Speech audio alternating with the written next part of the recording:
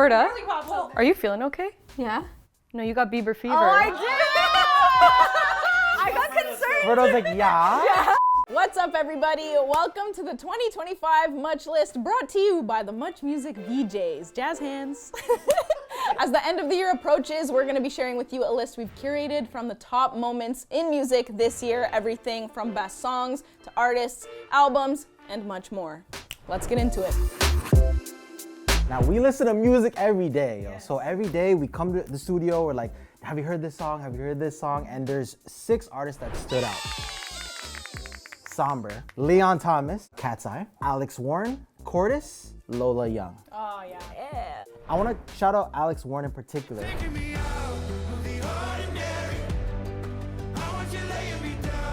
The Ordinary song has 1 billion views on Spotify, bro. A potential snub though, that song was not nominated for any Grammys. Yeah. Like, it's so hard to narrow it down. So even this list itself, it was hard to just select these people. There's so many more people we wanted to add to the list. Speaking of people we wanted to add to the list, who was the person you said that you wanted to add but didn't? I was thinking Olivia Dean should have made it.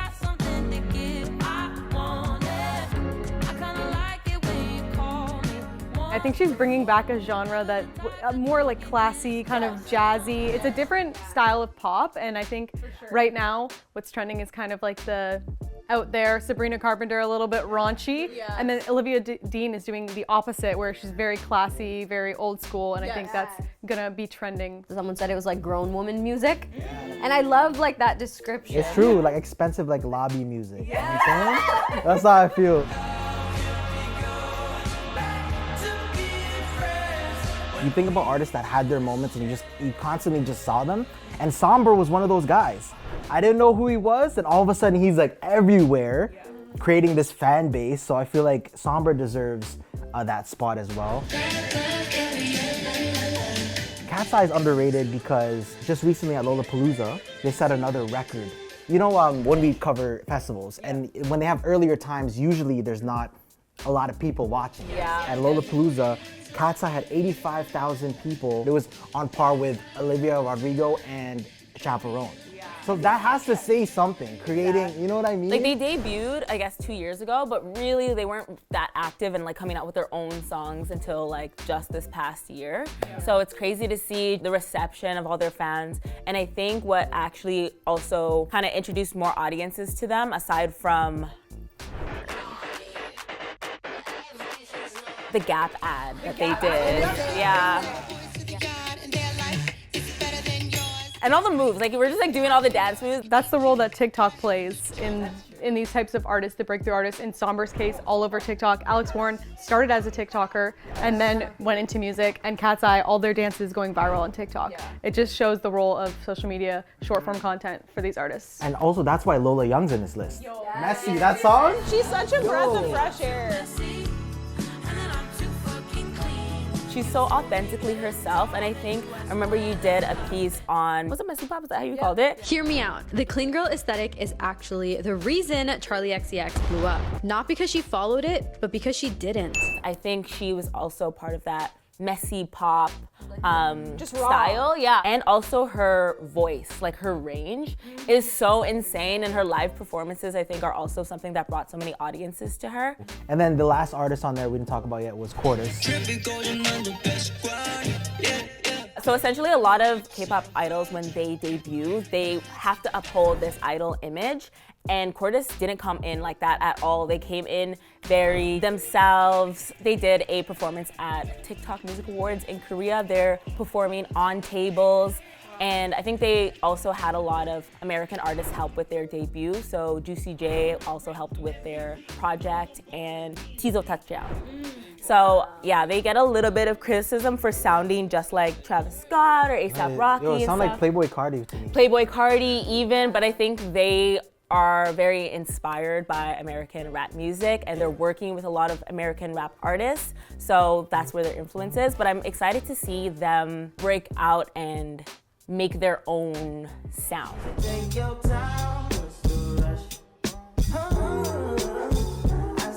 We're talking about all these artists that are kind of just coming up, but there's certain artists that break through after putting years and years into the music industry. Leon Thomas, I know he's been behind the scenes. He's worked with some of like the biggest artists producing for them. But for him to finally be in the spotlight as like the musical genius, like the face of it, is so satisfying to me.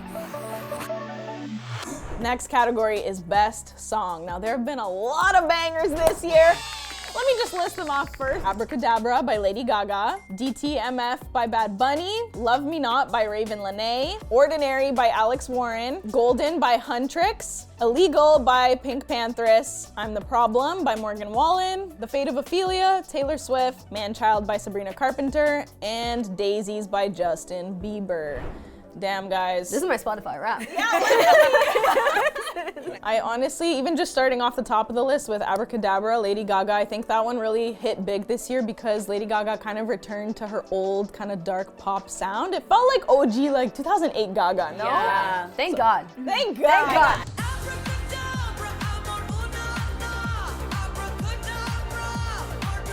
That song debuted #1 on the Billboard Hot Dance and Pop charts. And I think even that song goes back to so much house roots, like sonically.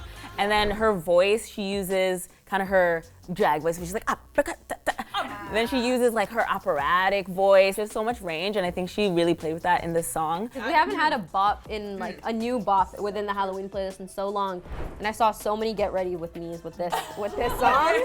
So many This year, transitions. We needed a new we need a new Halloween jam.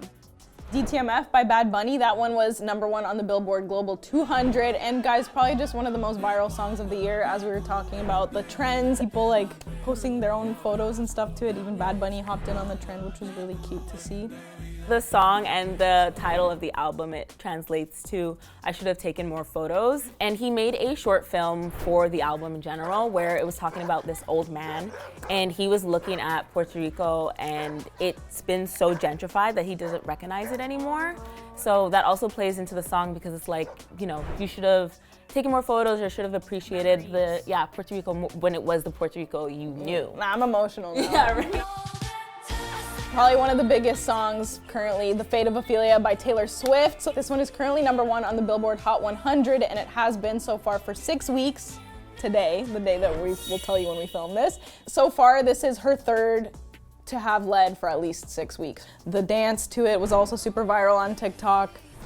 I'd feel like whether or not you're a Swiftie, you like this song, and that's why this one's on the list. So Sabrina Carpenter, Manchild, this is her first #1 debut on the Hot 100. When you look at her music videos, I think we watched it together where we reacted to it. Yo, like, everything is so funny. Like. So random. It's just so fun. There was so much going on, and you can tell she put so much intention and effort into her songs, and the way she executes her visuals. She's one of the best people to come up with her own kind of identity that is so clear. If you need time, just take your time. Daisies, obviously, well said. We missed Justin Bieber, and that was an anthem for the couples out there. Daisies, that one's for you guys. It's like a new era of Justin too, I think. With it, especially with the stuff that's happening, I think in his personal life with him becoming a dad, getting married, like He's a father, a husband. He stands on business. Standing on business. So for Daisies to come out and it be such like a song that we kind of want, like we want R&B Justin. Like, we wanted that swag 2, like the pink swag. Like it's so. Morgan Wallen also. Guess I'm the problem. And your miss never do no wrong if I'm so awful. Honestly, the album I love. This song is not my favorite on the album. I think there's so many better ones on that album. Which one's your favorite? Just in case. So I never let my heart go all the way. Every time I So good. That was a lead single on that album. He dropped it before the album came out, and I thought it was so much better than actually the lead single, which is the title of the album, I'm the Problem. But just an insane album. We'll get into it when we talk about best albums, but to have that many songs and it, for me personally, to be able to listen to them and not be bored and not have to skip, love Morgan Wallen.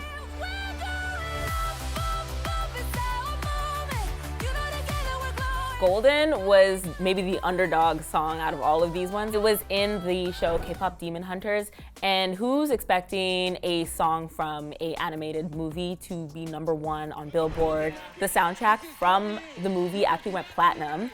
which is incredible. I didn't even know it was from that until recently, actually. Until recently. So that just shows also how big the song is, because I didn't even associate it with like something else. A lot of songs for movies, especially children movies, they sound like songs for a child's movie. Where this one is written, like all the people who do the voices or who've worked on this project, they are writers in K-pop. Like they write for Blackpink and different artists within K-pop, so it makes sense that this feels like a real song. Huntrix isn't even a real group. Like they're a fictional group in the movie, and I think they will maybe form a group and start performing perhaps, because they already have fans. Yeah, they already have fans and people are already calling for it. This year we had a lot of albums that had audiences in a chokehold. But these are the ones we feel like had the most buzz and that were just put together and well done in all aspects. So we have Swag by Justin Bieber, Man's Best Friend from Sabrina Carpenter, Life of a Showgirl, Taylor Swift, Debí Tirar Más Fotos, Mayhem by Lady Gaga, Hurry Up Tomorrow, The Weeknd, Let God Sort 'Em Out, Clips, Lux, Rosalia, and lastly, I'm the Problem by Morgan Wallen. Lux is obviously fairly new from Rosalia, so that one, definitely something different that she brought.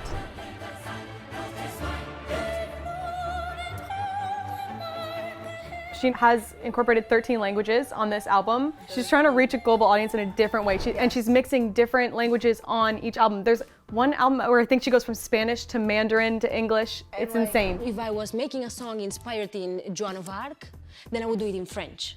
So depending on the story that I wanted to reference, I would use a language or another. The London Symphony Orchestra worked on this album and she helped compose. So it sounds so theatrical. Classical music, she's classically trained. First I was like, okay, well I don't know if I'm gonna like it that much because I'm not gonna understand the words, but it gets the emotions across. Yeah, the emotion still came across. I was like, wow, I need to know what she's saying here, and I'd go and look at the lyrics, so that's how impactful this album is.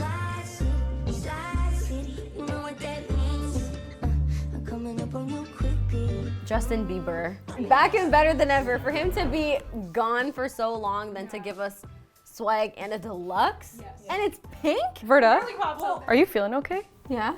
No, you got Bieber fever. Oh, I did. I got concerned. Verda's like, yeah. I would say that album is gonna be performed like mostly at Coachella as a set. I'm curious though, because since it's R&B, I don't know if it would translate. Well. He could take a risk with his set, just because of like the place at where he's at in his career. He could do it. He could, you're right.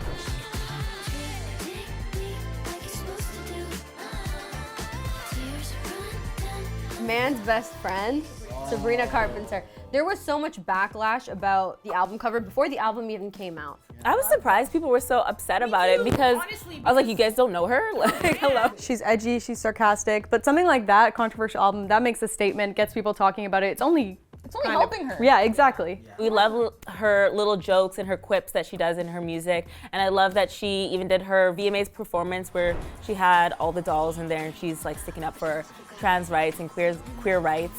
So I think it did have a lot of like cultural impact. Thank you for the lovely bouquet. I want to talk about Life of a Showgirl. Record breaking. I'm just going to read these all, okay? Largest sales week in US history. Most #1 albums by a solo artist. Most #1 albums in the 21st century. Most vinyl sales in a single week. Most consecutive studio albums to debut at #1. Most streamed album in a single day on Spotify. Most pre-saved album on Spotify. Most streamed song in a single day with The Fate of Ophelia. Fastest album to 1 billion streams on Spotify. Largest debut on Apple Music and Amazon Music. Every song in the top 12 of the Hot 100 chart, taking up all 12 spots. Only artist to occupy the entire top 10 multiple times. Sorry, what are all these? There's more. What are these I'm categories? done. What are these records? She's setting the standard though. That's why you've never heard of these like stats because no one's ever done it before. Yeah, and that's why no artists drop albums or songs the same day Taylor does, except for Victoria Justice apparently. She's taking a risk, she's done that twice in a row. I guess she's like, whatever.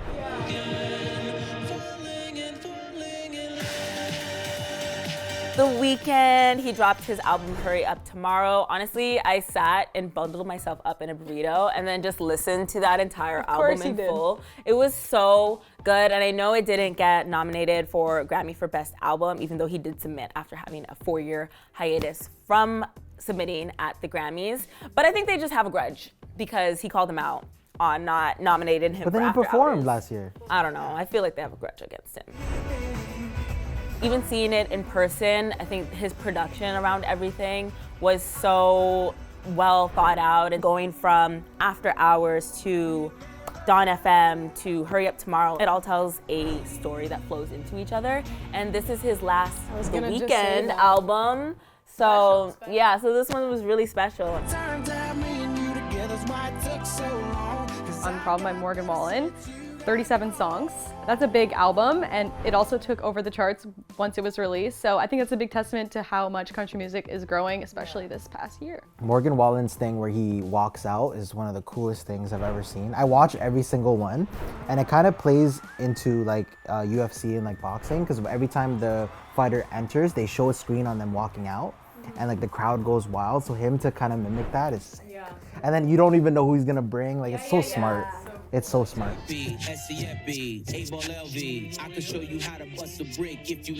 For Let God Sort 'Em Out, Clips haven't created an album, I think, in 13 years, I'm gonna say, over a decade. So to see them come back together as brothers and create this album was really cool. And then we had Pharrell on production, so we're getting kind of a bit of a Neptune sound. I didn't feel like it really gave Neptunes. I think they really simplified the production for that one to focus on lyricism. For all those people who knew Clips back in the day and who followed Pusha T and his music, and a little bit of Malice's music afterward, it's just something that's purely rap, and I don't think we have a lot of that these days. Yeah, shout out to Clips for their return.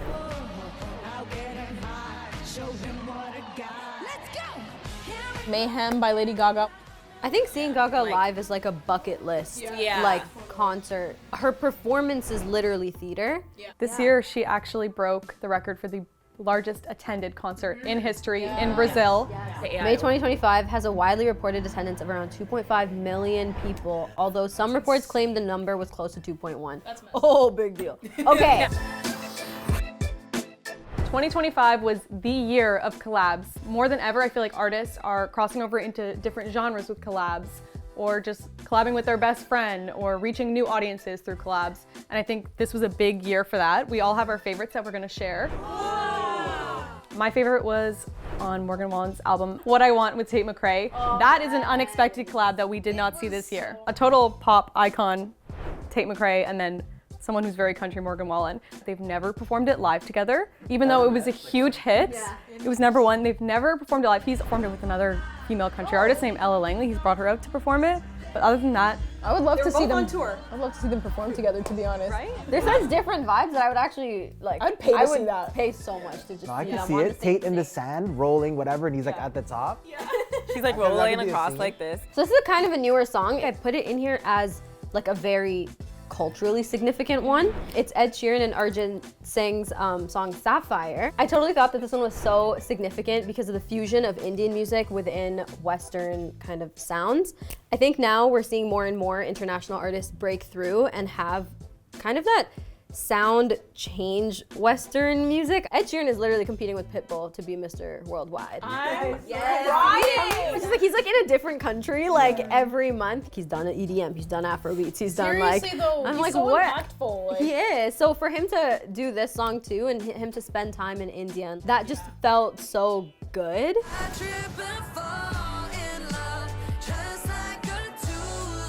you know what I really enjoyed off of Jenny's new album, Ruby, her collab with Dua Lipa, Handlebars, obviously, because you guys know Dua Lipa's my favorite. Everything down to the music video The music video was really good. was so cute and just like a cute little pop ballad. The two really meshed together. I liked both of their vibes. And I loved Jenny's new album as well. The two of them put together, I was really excited for that one. I loved The Weeknd and Lana Del Rey, The Abyss. When I heard Lana Del Rey's I was like, oh my goodness. I was like, my girl is back, because they've collabed before. A lot of people say that The Weeknd and Lana Del Rey's music sound like they're talking to each other. I've seen that. Yeah, I love that collaboration. And especially last year, The Weeknd was like, I'm not doing collabs anymore. I was like, don't do this to me. Bring back Lana Del Rey and The Weeknd together. So I'm so happy that they did it for the last Weekend album. Yeah. My favorite collab, it was tough, it was between two. Kehlani collabed with this artist from the Bay named Kari. He's underground, but he's still popping. It's called Go, and it basically like remixed a very popular E40 song from the Bay as well, so they got that cosign. But Kari, he's on the come up. He's got cosign from Drake and a bunch of artists. But getting that collab with Kehlani too was such a really good. And Kehlani's on a tear this year. But that was the one that I had that was close. But I wanted to give it to J-Hope featuring Glorilla for Killing It Girl. There go the yellow tape. Now sit back and pay attention, and let me show you how to slap. After like really thinking of a song that I listened to a lot, or two artists collabed and they were so different, I came down to that one. J-Hope was an incredible dancer. I didn't know he was that nice. And that music video and the choreo was super viral too, and the way they performed it together. And it just helps that Glorilla is dating a Toronto Raptor player right now named Brandon Ingram. So Glorilla, Toronto, let's get it. How does it help? Toronto, huh? Yeah, how does that help? Because I'm a big Toronto Raptor fan, you know what I'm saying? Glorilla, she's dating a raptor, so I love the song even more. 100%. And yo, the Raptors are going She's crazy supporting the this cause. year. Like, She's supporting the cause. Okay, finally, guys, this is the last category of Much List 2025, Mount Muchmore. Now, this one means a lot to us because We made it. we made it. This category celebrates the titans that defined eras and shaped the sound that we hear now. So, our four are Sabrina Carpenter, Taylor Swift, Bad Bunny, and Justin Bieber. I mean, we did talk about these artists a lot already. They're definitely on our list for having impactful albums this year and impactful songs, and just, you know, creating a memorable year of music. For Sabrina Carpenter, she had one of the most successful tours of 2025 with Short and Sweet. And then even her just collabing with like such huge artists as well, like Dolly Parton, Taylor Swift basically co-signing her. Like, these are such big accomplishments for someone so young. So definitely her being on the list.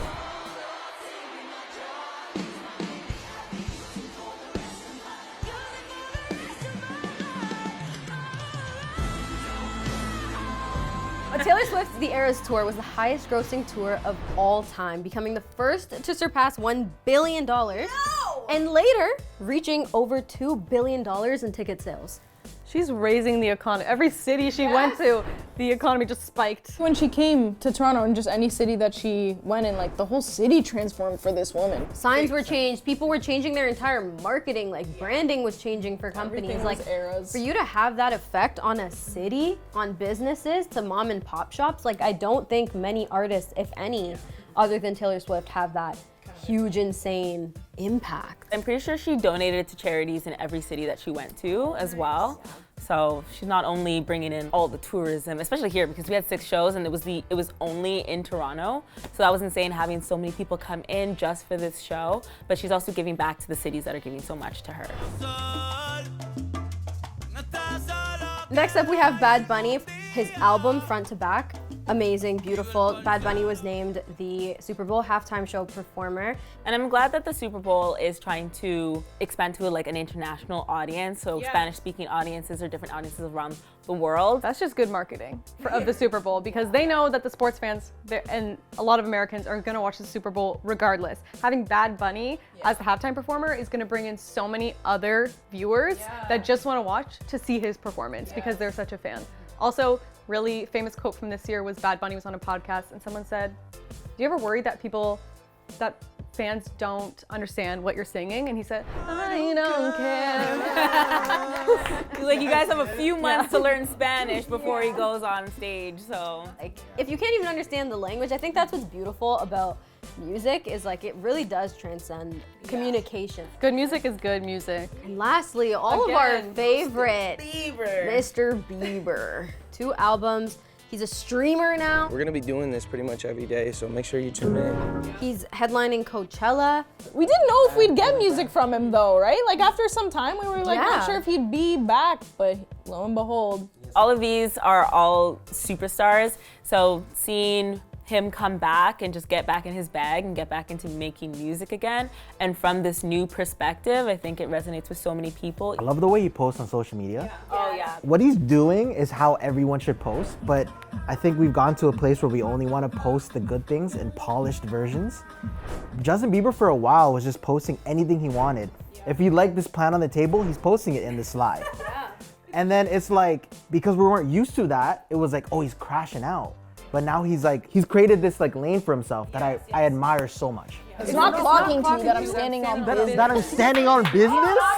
All right, y'all, and that wraps up another year of Much List. So let us know what you thought of all of our categories. Do you agree, disagree? What should have been added? What should have not been in there that we mentioned? Like, comment, subscribe, and much love.